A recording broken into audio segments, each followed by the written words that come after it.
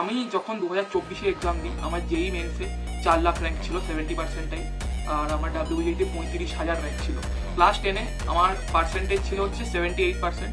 তো আমার যে সায়েন্সের যে পার্টটা, যেখানে ফিজিক্স কেমিস্ট্রি ম্যাথসের আমাদের আলাদা এক্সাম হয়, আমার ফিজিক্সে 52 আর 55 আই গেস, আর কেমিস্ট্রিতে ওরকম 54-55 মতো ছিল। ফিজিক্সে ওরকম 10-11 মতো আসে প্র্যাকটিক্যাল ছাড়া থিওরি পেপারে। কেমিস্ট্রিতে মনে হয় 4 আসে। সব থেকে যেটা বাজে নাম্বার আমার জীবনের এখনো অবধি সেটা হচ্ছে আমার ম্যাথসে 0 আসে।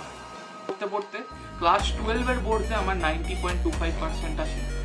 আর যেই ম্যাথসে আমি একটা সময় 0 পেয়েছিলাম সেই ম্যাথসে। তো হ্যালো স্টুডেন্ট, আমার নাম সুদীপ কুমার শাহ, আর আজকে তোমরা চলে এসছো আমার নতুন ভিডিওতে।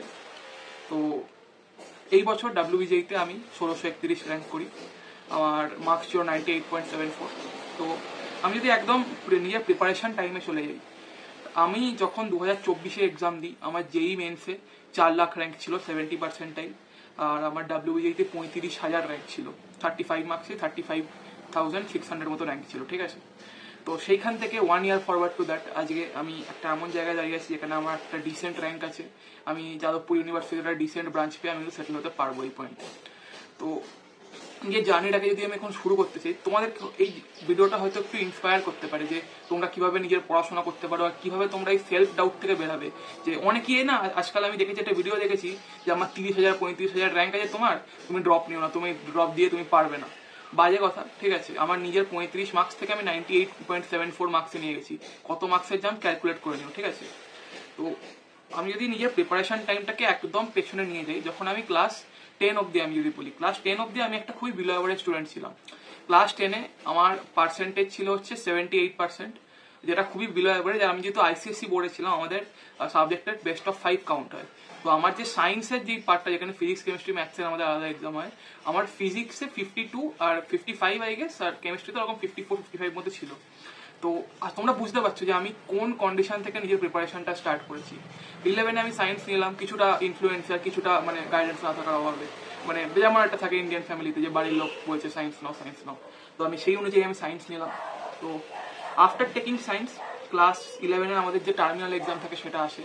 ক্লাস 11-এর টার্মিনালে আমি বাজেভাবে ফেল করি। আমার 36% নাম্বার আসে। আমি সব মানে মার্কসের কার্ড ফার্ড সব তোমাদের দিয়ে দেবো। তো 36 মার্কস আসে। আমার ফিজিক্সে ওরকম 10-11 মতো আসে প্র্যাকটিক্যাল ছাড়া থিওরি পেপারে। কেমিস্ট্রিতে মনে হয় 4 আসে। সব থেকে যেটা বাজে নাম্বার আমার জীবনের এখনো অবধি সেটা হচ্ছে আমার ম্যাথসে 0 আসে। তো সেই পয়েন্ট থেকে আমার লাইফে একটু টার্নিং পয়েন্ট আসে।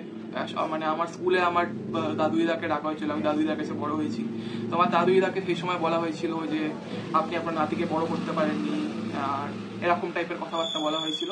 আমাকে বলা হয়েছিল যে আমি নাকি ISC ক্লাস 12-এর এক্সামে আমি পাসও করবো না, ঠিক আছে।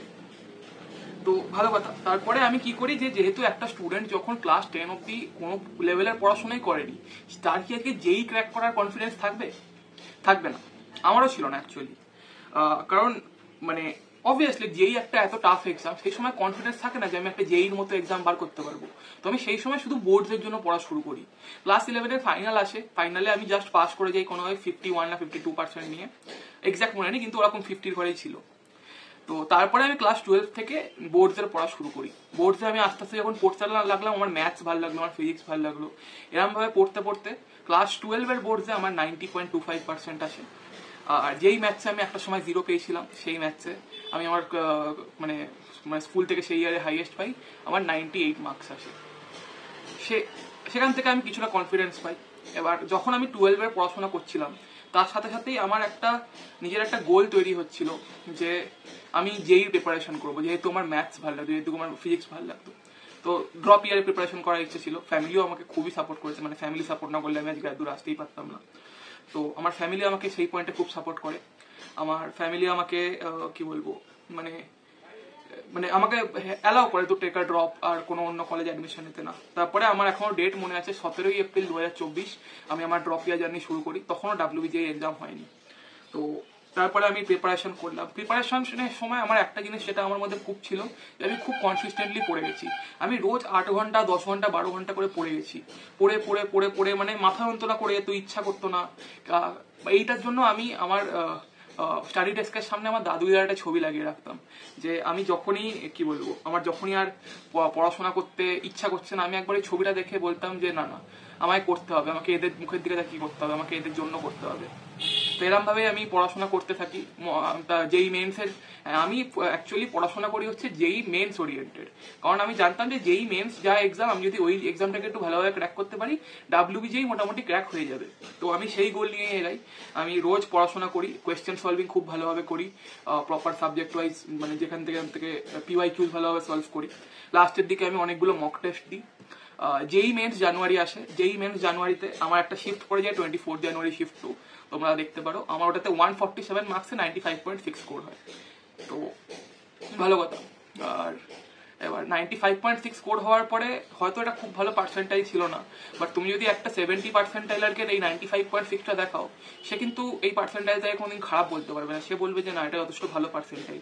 নো ডাউট হয়তো এই পার্সেন্টাইলে কোনো ভালো কলেজ পাওয়া যায় না, নো ডাউট হয়তো এই পার্সেন্টাইলে আমি কোনো টপ ব্রাঞ্চ পাবো না, তো ঠিক আছে, ফর কনফিডেন্স ঠিক আছে। এবার আফটার যেই মেন্স জানুয়ারি অ্যাটেম্প্ট আমার ফোকাস চলে যায় মোটামুটি WBJEE দিকে। আর এপ্রিল অ্যাটেম্পটেও আমার একটু আধটু ফোকাস ছিল, বাট আমার মেজর হচ্ছে আমি WBJEE মক টেস্ট দেওয়া শুরু করেছিলাম, WBJEE PYQ করা শুরু করেছিলাম। তো এরম ভাবে আমি WBJEE মক টেস্ট দিই, WBJEE PYQ করে যাই। আর এই মানে এরম করতে করতে আমার এপ্রিল অ্যাটেম্প্ট চলে আসে। এপ্রিল অ্যাটেম্পটে আমি খুব একটা ইম্প্রুভ করতে পারিনি, আমি আমার স্কোরটা 96.1% অব্দি ইম্প্রুভ হয়েছিল, যাতে আমার 58626 মনে হয় র্যাঙ্কেস ছিল, মানে 58,000 সামথিং র্যাঙ্কেস ছিল, ঠিক আছে। তো তারপরে WBJEE আসে, WBJEE আমি 27 এপ্রিল দিই। WBJEE দেওয়ার পরে মানে কি বলবো, WBJEE মানে ওই এক্সামটা দেওয়ার পরে, WBJEE দেওয়ার পরে আমি আমার ক্যালকুলেট করে দেখি আমার মোটামুটি 97.5 মতো মার্কস আছে, যাতে আমার লাস্ট ইয়ার অনুযায়ী 600 মতো র্যাঙ্ক হবে। এবার তারপরে তো আস্তে আস্তে রেজাল্ট বেরোলো, রেজাল্টে ইনফ্লেশন হলো, আমি দেখতে পেলাম যে আমার র্যাঙ্ক 1631 আছে। তো সেটা তো আমি কিন্তু ডিসহার্টেন হইনি যে আমার 600 র্যাঙ্ক হলো না কেন, আমার এই র্যাঙ্ক কেন হয়েছে, কারণ আমি অবভিয়াসলি 35,000 র্যাঙ্ক করেছিলাম লাস্ট ইয়ার, আমি ওটাতে একটা ভালো প্রাইভেট কলেজে পেতাম না। সেখান থেকে আমি জিনিসটাকে ইমপ্রুভ করে আমি নিয়ে এলাম হচ্ছে কততে 1631, যেখানে আমি JU-তে একটা ডিসেন্ট ব্রাঞ্চ পেয়ে যাবো।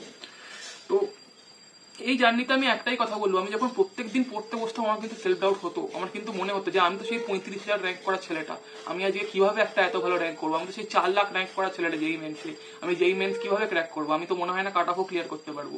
কিন্তু এই সব কিছুর মধ্যে, এই সব ইনসিকিউরিটির মধ্যে, এই সব কি বলবো, এই সব মানে ডিমোটিভেশনের মধ্যে আমি তাও কিন্তু রোজ পড়ে গেছি। আমি এটা ভেবে পড়ে গেছি ঠিক আছে আমি হয়তো পারবো না, কিন্তু লাস্ট চেষ্টা তো করে যাই, আমি হয়তো পারবো না, কিন্তু আমি আজকে মানে একবার নিজের পোটেনশিয়ালটাকে বার করার তো চেষ্টা করি। এরম ভাবেই আমি এগিয়ে গেছি, এরম ভাবেই আমি এই মাইন্ডসেটটা রেখে এগিয়ে গেছি। আমি নিজের প্রিপারেশনে বলতে পারি আমার যেই প্রিপারেশনের সময় যেই 1 সপ্তাহ জ্বর ছিল, আমি সেই 1 সপ্তাহ জ্বরের মধ্যে রোজ 8 ঘন্টা 10 ঘন্টা করে পড়েছি। তো মানে এই লেভেলের ডেডিকেশন থাকতে হয় তোমার, যদি আজকে 35,000 থেকে তোমাকে যদি আজকে 1600 1700 1800 বা আন্ডার 1000 র্যাঙ্ক নিয়ে যেতে হয়, এরম ডেডিকেশন না রাখলে কিন্তু পারবে না, সোজা কথা। এই ডেডিকেশন নিয়ে তোমাকে রোজ পড়তে হবে। তুমি হয়তো রোজ একদম উইথ পারফেকশন পড়তে পারবে না, কিন্তু তোমাকে পড়তে হবে উইথ কনসিস্টেন্সি। তোমাকে রোজ তোমাকে পেন চালাতে হবে, রোজ তোমাকে লেকচার দেখতে হবে, রোজ তোমাকে নিজের রিভিশন করতে হবে, তবে গিয়ে তুমি এই জায়গাটায় পৌঁছাবে। তো এই ভিডিওটাতে মানে আমি এতটাতেই এন্ড করবো। লাস্ট অব্দি একটাই কথা বলবো, ড্রপ নেওয়া ড্রপ না নেওয়া, মানে কাদের ড্রপ নেওয়া উচিত আর কাদের ড্রপ নেওয়া উচিত না। ড্রপ নেওয়া তাদেরই উচিত যারা আজকে মানে সেই লেভেলের ডেডিকেশন নিয়ে পড়তে হবে, যাদের আজকে মোটিভেশন খুব হাই আছে। সবাই বলে যে তুমি কি করে করলে, কিন্তু এই কি করে করলে থেকে কেন করলে জিনিসটা কিন্তু আরো বেশি ইম্পর্টেন্ট। যে আমি পড়াশোনা কেন করবো এই রিজনটা খুব বেশি ইম্পর্টেন্ট, মানে হাউ এর থেকে ওয়াইটা, যে মানে আমার মোটিভেশনটা কি। লোক অনেক বলে টাকা পয়সার জন্য, টাকা পয়সা হয়তো একটা বড় মোটিভেশন হতে পারে, বাট আমার জন্য টাকা পয়সাটা কিন্তু অত বড় অফ মোটিভেশন ছিল না। আমার জন্য আমার মোটিভেশন ছিল আমার ফ্যামিলিকে প্রাউড করা, আর আমার দাদুকে যেই সময় একটা টিচার অপমান করেছিল যে আপনি আপনার নাতিকে বড় করতে পারেনি, সেই জায়গাটাকে তুলে ধরা। তো এরকমই তোমাদের একটা মোটিভেশন থাকতে হবে, যেটা মানে যেই মোটিভেশনটাকে মানে চেস করতে তুমি রোজ খাটবে, মানে যেটাকে চেস করতে তুমি মানে নিজের সবকিছু দিয়ে দেবে, নিজের 110% দিয়ে দেবে। তো ড্রপ তখনই নাও যখন তুমি এতটা ডেডিকেটেড নিজের কাজ নিয়ে, আর যখন তোমার একটা স্ট্রং মোটিভেশন আছে যে আমি এই কাজটাকে করবো, আমার কাজটা করার কারণ হচ্ছে এইটা, একটা ক্লিয়ার রিজন আছে তোমার এই প্রিপারেশনটা করার। নাহলে অনেকেই ড্রপ দেয়, ড্রপ দিয়ে কিন্তু করতে পারে না, এরকম এক্সাম্পল কিন্তু বেশি আছে দেন কম্পেয়ার টু যারা করতে পারে, ঠিক আছে।